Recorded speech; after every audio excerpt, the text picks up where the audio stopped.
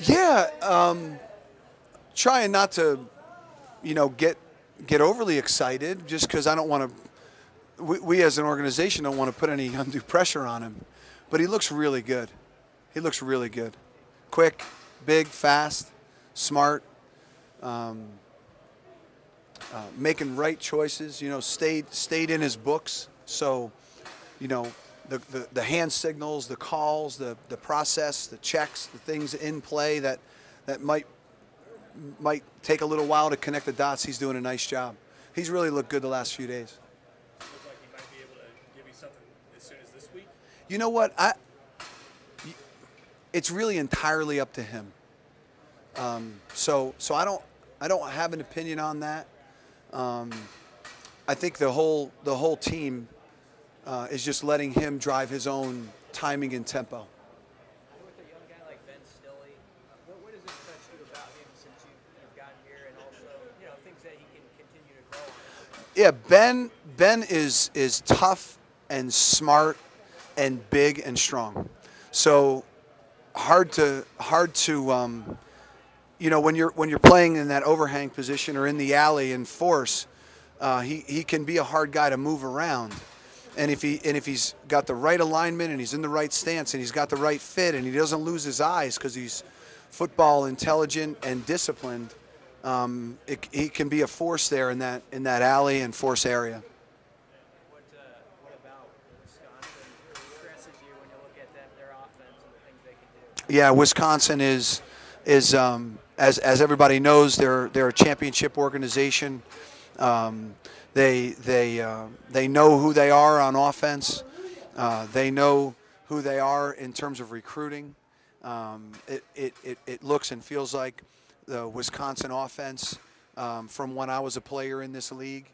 Not much has changed since, let's call it 94, 95. So big, strong, cohesive, one unit. Everybody knows their job. Big tackle breaking runners, excellent tight ends.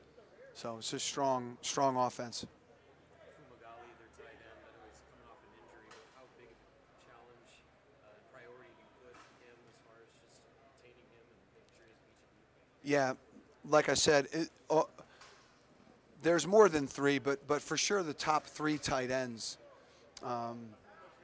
One guy's more of an inline guy, but he looks good. He had more passing game roles. Number 85. Last week he looked really good doing those jobs. As you mentioned, Fumagalli, and they have the movement H player who does some inline work. They're three talented tight ends. I think you'd be hard pressed to think we'd see better tight ends in the league than them. Maybe as good, but not better. They're pretty excellent. So they create a problem. Do you see your defense helping prepare Nebraska's offense for what it's going to see? I don't know much about that. I know that they had a change in coordinator. I'm not sure what they do now. I didn't get a chance to watch any of the Wisconsin defense, so I don't have any perspective there. So I'm not really sure what they do anymore. Do you notice any changes in urgency or focus going into a quote unquote bigger, more important game? Gosh, I hope not. I hope that's not true.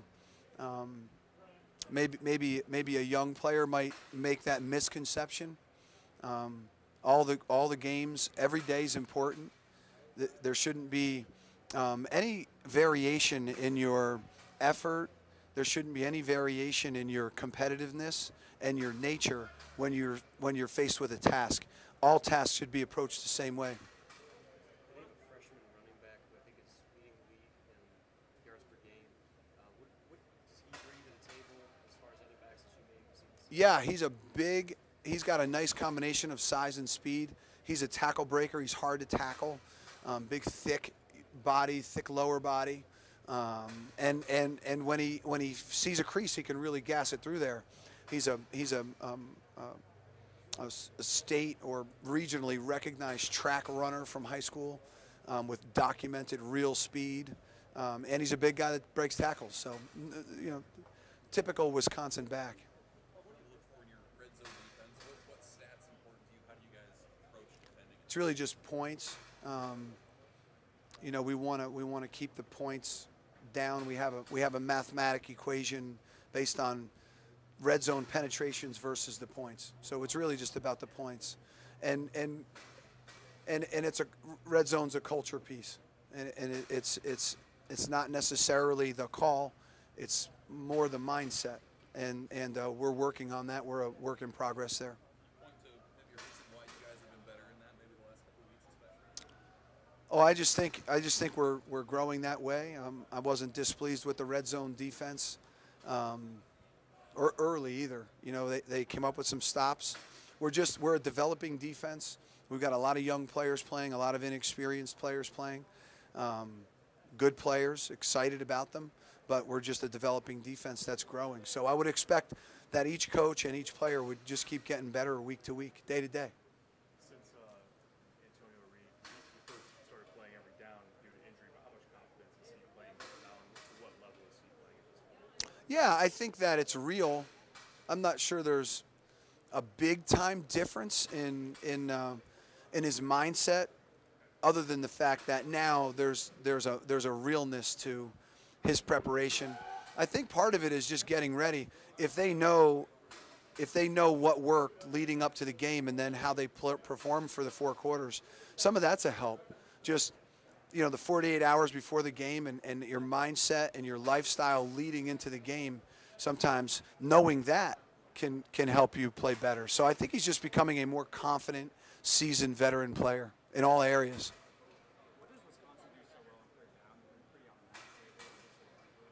Well, when you can run the ball like they can run it, you end up in a lot of third down and shorts. That helps. Hard team to stop on third down and 1 or 2 for sure. And then when you can run the ball, a lot of those passing windows are open and stay open. Guys are at the box, close to the box, attacking runs, and a lot of passing windows are open. So they have a lot of receivers very open. And they have a lot of players that can win individual matchups too, like the tight ends you pointed out. So.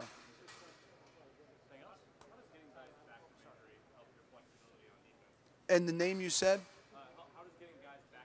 Oh, just guys in general.